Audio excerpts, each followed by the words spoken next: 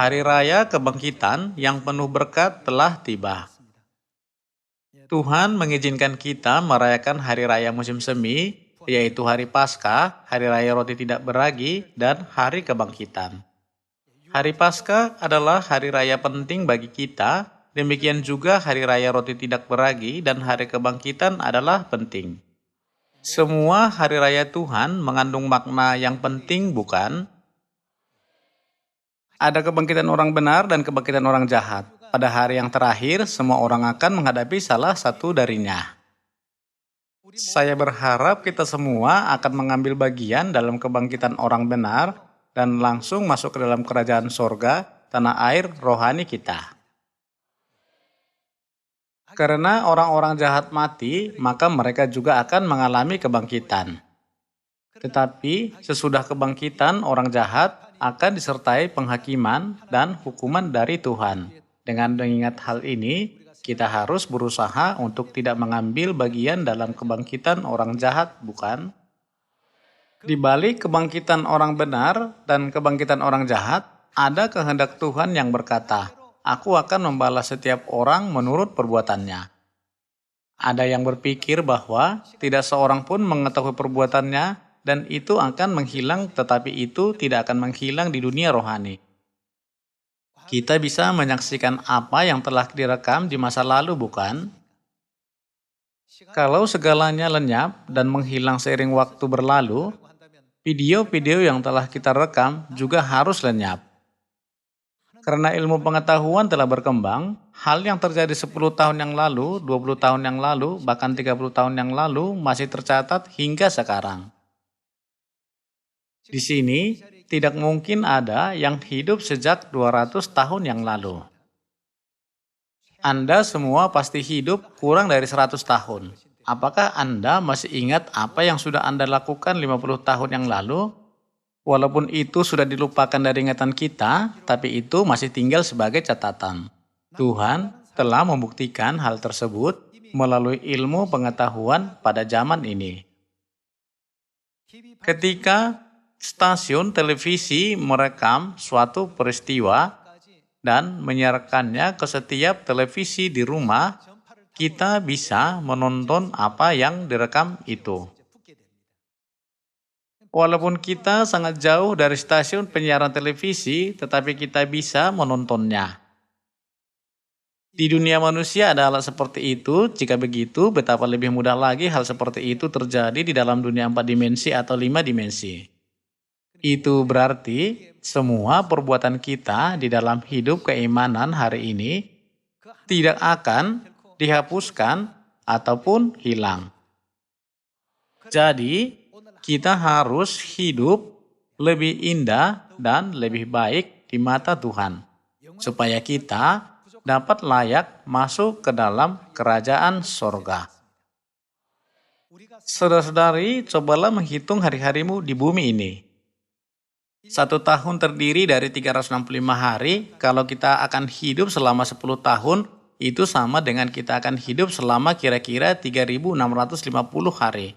Kalau kita hidup selama 20 tahun, itu sama dengan kita hidup selama kira-kira 7.000 hari. Masa hidup kita di dunia ini benar-benar pendek. Dalam masa hidup yang pendek itu, kita harus bertobat.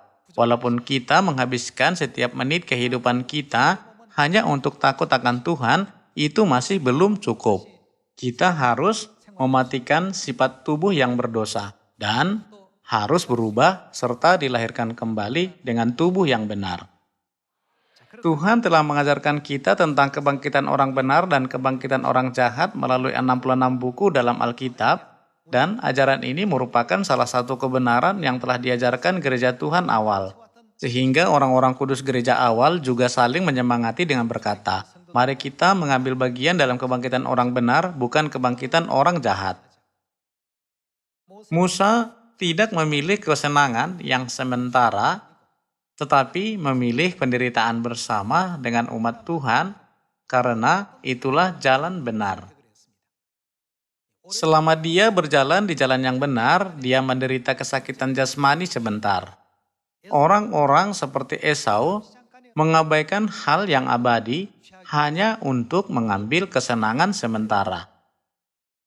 Akan tetapi banyak nenek moyang iman tidak seperti Esau dan kehidupan mereka telah ditulis di dalam Alkitab.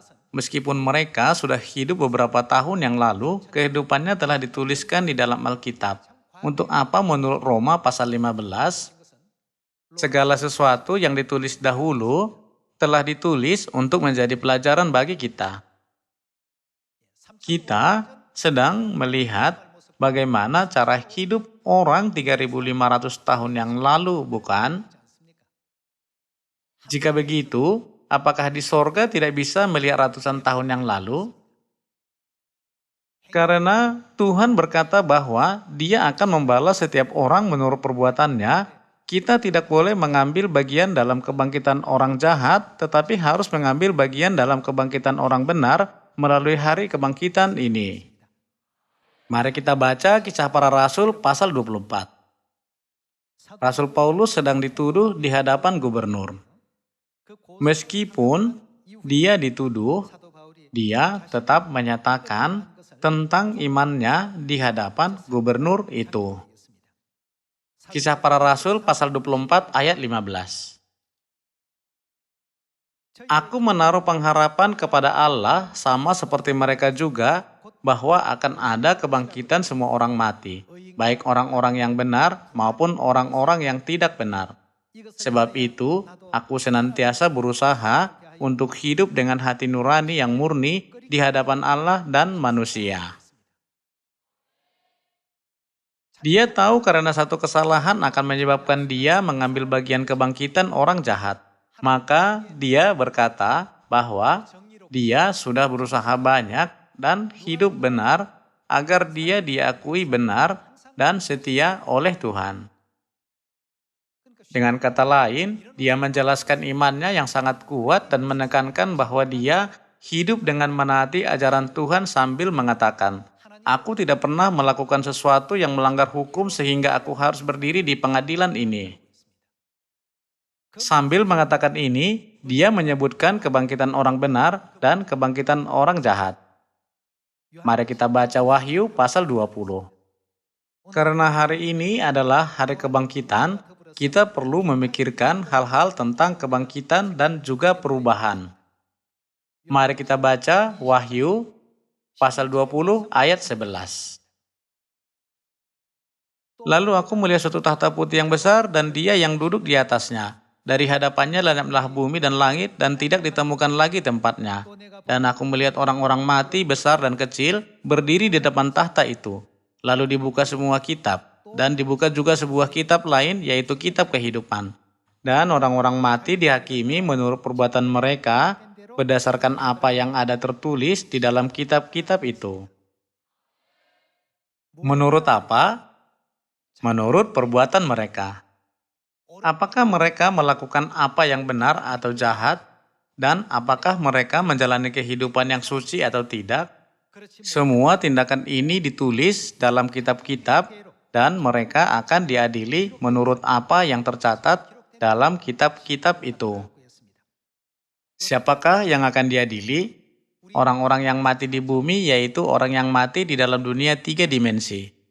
Dikatakan orang mati akan dihakimi, itu berarti bahwa mereka yang mengambil bagian dalam kebangkitan orang jahat akan dihakimi oleh Tuhan pada waktu kebangkitan orang benar dan kebangkitan orang jahat terjadi. Ayat 13 kita baca. Maka laut menyerahkan orang-orang mati yang ada di dalamnya, dan maut dan kerajaan maut menyerahkan orang-orang mati yang ada di dalamnya, kata yang sama berulang kali. Dan mereka dihakimi masing-masing menurut perbuatannya. Menurut perbuatannya. Oleh karena itu, kita semua harus mengambil bagian dalam kebangkitan orang-orang benar yang telah Tuhan siapkan bagi kita dan menerima kerajaan sorga. Peristiwa yang terjadi sebelum penghakiman adalah kebangkitan.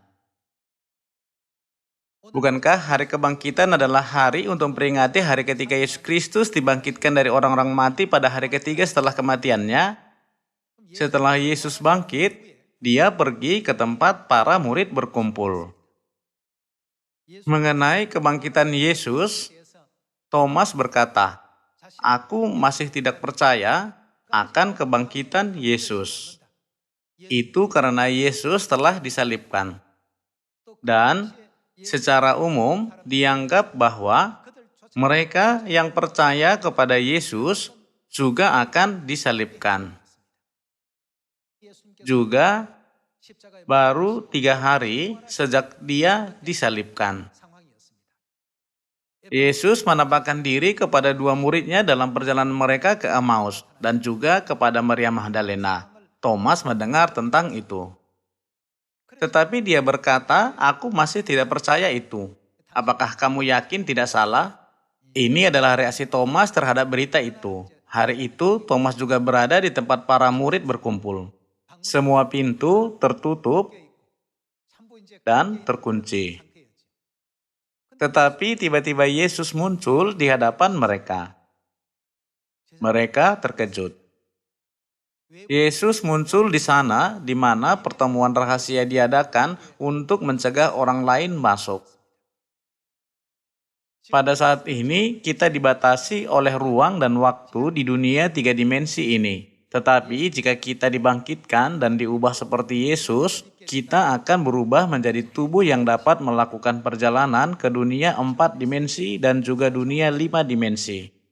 Yesus tiba-tiba muncul ketika para murid sedang berkumpul dengan semua pintu terkunci. Kedua murid yang sedang dalam perjalanan ke Emmaus tidak mengenali Yesus meskipun mereka melihatnya. Masuk akal jika itu sudah 30 atau 40 tahun sejak terakhir kali mereka melihat Yesus. Namun itu baru 3 hari. Mereka tidak mengenali dia pada awalnya, tetapi kemudian mereka dapat mengenali dia ketika mata rohani mereka terbuka saat Yesus memecahkan roti dan memberikannya kepada mereka. Kita melihat bahwa tubuh Yesus Kristus telah diubah menjadi tubuh rohani yang bebas dari segala batasan. Di masa depan, ketika kita mengambil bagian dalam kuasa kebangkitan, kita tidak akan lagi memiliki tubuh 3 dimensi kita. Ketika ini terjadi, mereka yang mengambil bagian dalam kebangkitan orang jahat akan masuk ke dalam tungku api yang kekal. Dan mereka yang mengambil bagian dalam kebangkitan orang benar melalui darah Kristus yang berharga akan diubah menjadi makhluk rohani. Kembali ke keadaan semula seperti saat kita ada di dunia malaikat yang abadi. Inilah yang ditulis dalam buku Kebenaran Bapa. Ketika kita meninggalkan dunia 3 dimensi, kita akan pergi ke dunia 5 dimensi dan menguasai malaikat-malaikat di dunia 4 dimensi. Saudara-saudari, waktu yang sangat indah ini tidak lama lagi. Itu akan menjadi kenyataan bagi kita dalam waktu dekat. Jadi, apakah kita harus mengesampingkan hal-hal yang abadi dan indah, membiarkan hati kita terpikat oleh hal-hal yang tidak penting dan sepele yang hanya ada di bumi ini? Kita tidak membiarkan ini terjadi. Yesus berkata kepada Thomas yang ragu-ragu, "Letakkan jarimu di tanganku, letakkan tanganmu di sisiku." Thomas yang berpikir bahwa dia melihatnya dalam khayalan melakukan seperti yang dikatakan Yesus dan melihat dia benar-benar memiliki bekas paku dan bekas tombak. Thomas terkejut dan berkata, "Ya Tuhanku dan Allahku." Dengan cara ini, Yesus memberitahukan kepada semua muridnya dan semua orang lain selama 40 hari bahwa dia telah bangkit, kemudian dia naik dari Bukit Zaitun. Semua hal ini sama sekali bukan bagian dari akal sehat kita. Ini tidak masuk akal bagi kita dengan tubuh kita yang dibatasi oleh gravitasi bumi di dunia 3 dimensi ini. Itu karena Yesus telah berubah menjadi sifat rohani Tuhan yang asli yang dimiliki oleh dunia dimensi yang berbeda. Maka itu berarti bahwa tubuh kita juga akan diubah menjadi tubuh rohani seperti Kristus. Mereka yang mengambil bagian dalam kebangkitan orang fasik akan menderita selamanya.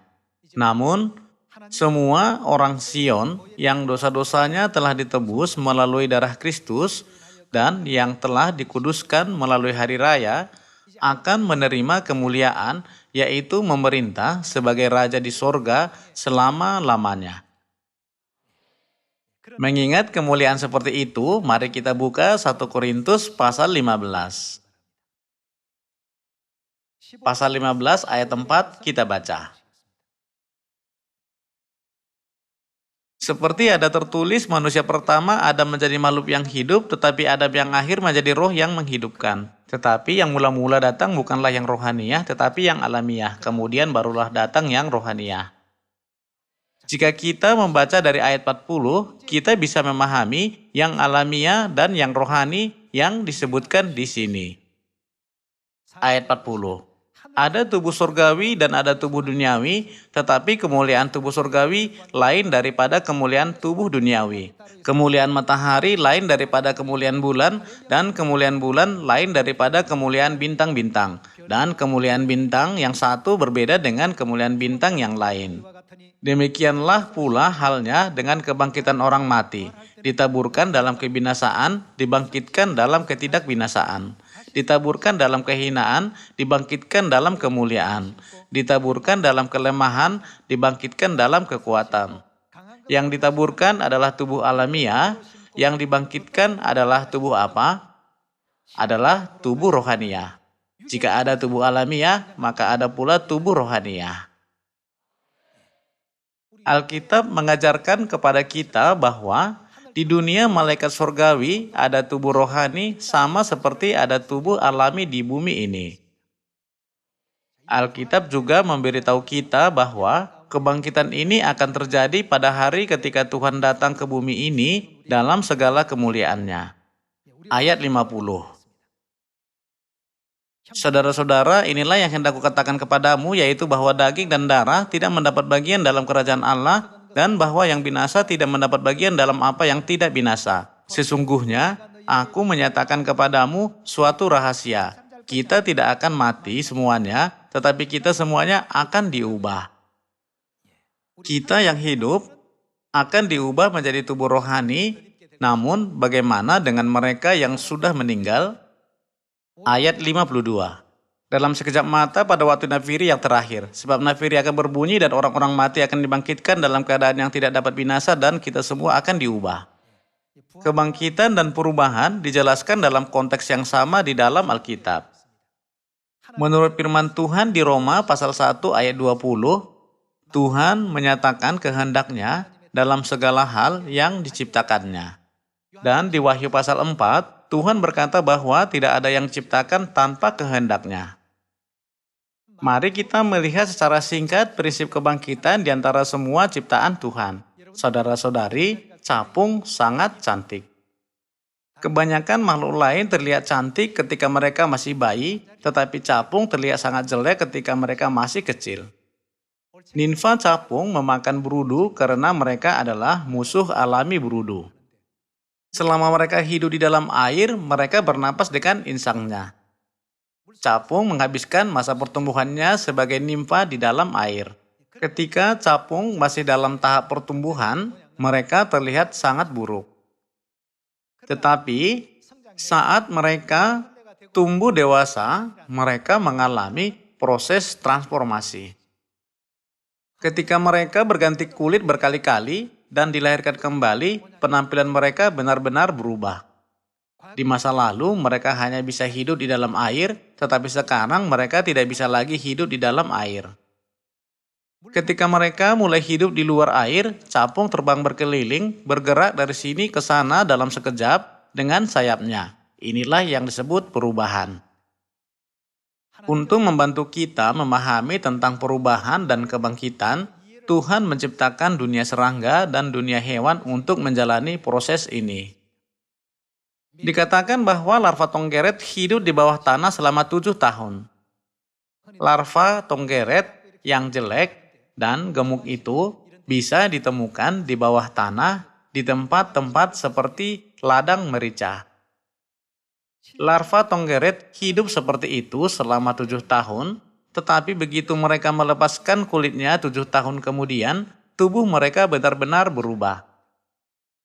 Mereka tidak terlihat seperti dulu.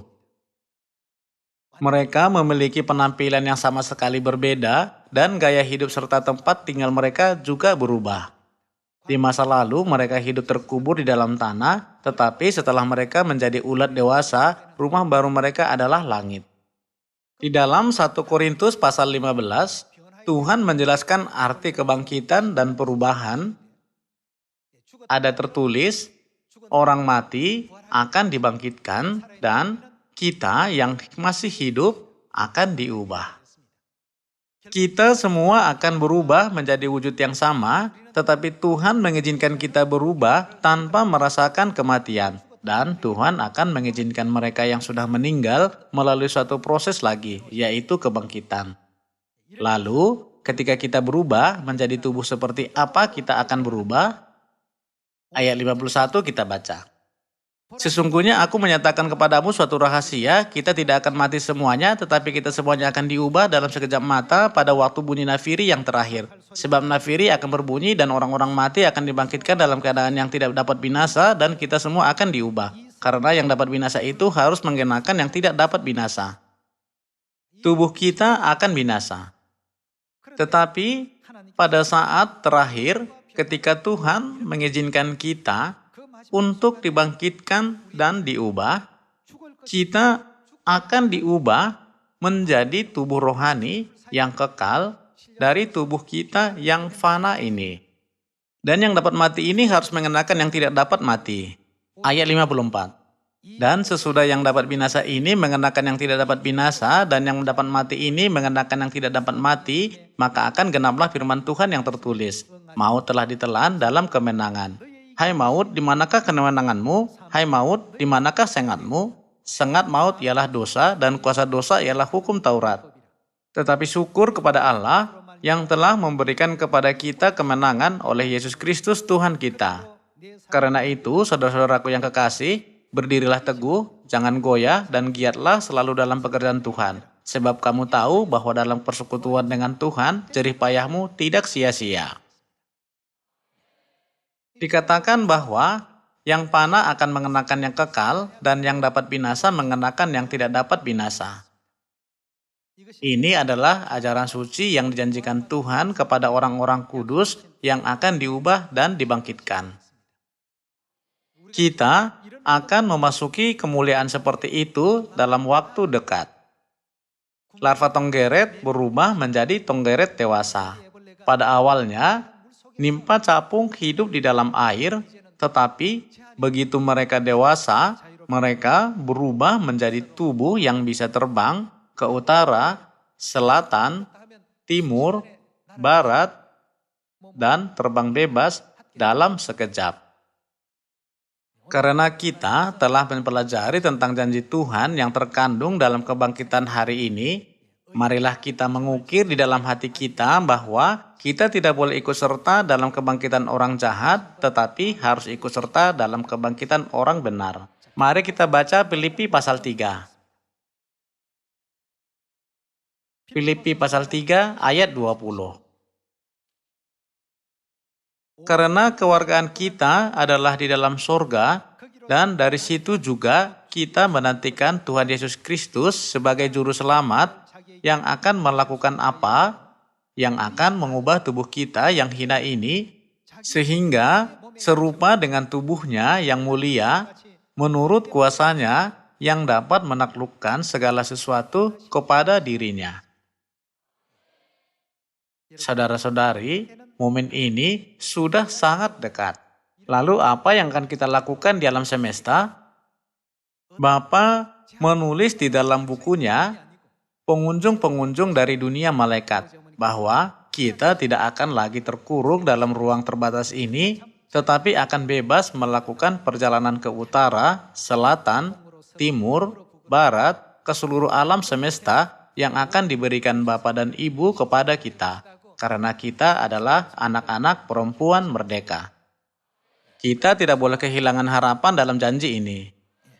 Mari kita juga membuka 1 Tesalonika pasal 4 untuk melihat seperti apa hari itu ketika kita akan diubah. Pasal 4 ayat 13. Selanjutnya kami tidak mau, saudara-saudara, bahwa kamu tidak mengetahui tentang mereka yang meninggal, supaya kamu jangan berduka cita seperti orang-orang lain yang tidak mempunyai pengharapan.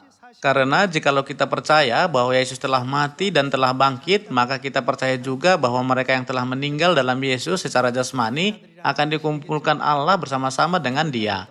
Ini kami katakan kepadamu dengan firman Tuhan. Kita yang hidup yang masih tinggal sampai kedatangan Tuhan, sekali-kali tidak akan mendahului mereka yang telah meninggal. Sebab pada waktu tanda diberi, yaitu pada waktu penghulu malaikat berseru dan sangkakala Allah berbunyi, maka Tuhan sendiri akan turun dari sorga dan mereka yang mati dalam Kristus akan lebih dahulu bangkit. Sesudah itu yang kita yang hidup, yang masih tinggal, akan diangkat bersama-sama dengan mereka dalam awan menyongsong Tuhan di angkasa. Demikianlah kita akan selama-lamanya bersama-sama dengan Tuhan. Karena itu, hiburlah seorang akan yang lain dengan perkataan-perkataan ini. Bukankah kata-kata ini benar-benar menghibur? Mari kita berharap untuk waktu yang mulia ketika kita semua akan mengambil bagian dalam kebangkitan orang benar dan kembali ke kerajaan Bapa dan Ibu kita yang merupakan rumah abadi kita. Tuhan telah membebaskan kita dari kuasa dosa dan maut, dan Tuhan telah mengizinkan kita untuk menjadi anak-anak perempuan merdeka sehingga kita bisa mengambil bagian dalam kebangkitan orang benar. Tetapi ada hal-hal yang harus kita lakukan sampai saat Bapa datang ke bumi ini untuk membawa kita. Tuhan telah berjanji bahwa Dia akan memberi upah menurut perbuatan kita.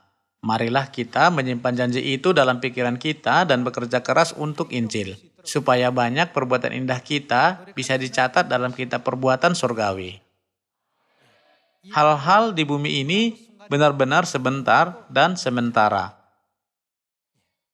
Waktu berlalu cepat. Sudahkah 10 tahun berlalu? Apakah 20 tahun sudah berlalu? Rasanya baru kemarin Bapak naik, ini sangat menakjubkan.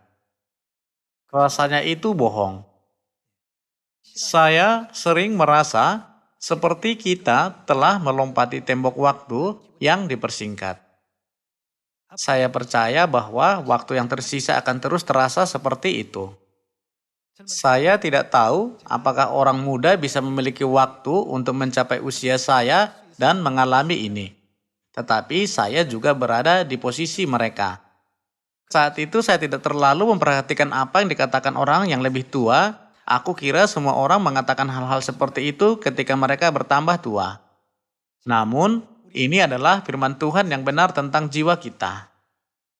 Janganlah kita melakukan hal-hal yang akan menuntun kita kepada kebangkitan orang jahat, tetapi marilah kita semua ikut serta dalam kebangkitan orang benar, supaya kita dapat bergabung dalam pengalaman di mana tubuh kita yang panah berubah menjadi tubuh yang abadi.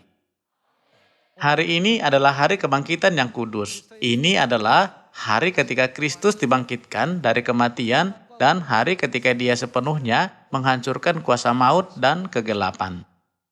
Saya berharap semua kegelapan akan dipatahkan, dan semua pikiran yang mengarah pada dosa dan kematian juga akan dimusnahkan dari hati kita, sehingga Tuhan yang adalah terang bisa sepenuhnya berada di dalam hati kita, dan kita bisa menjalani sisa hidup kita, hidup bahagia bersama Tuhan.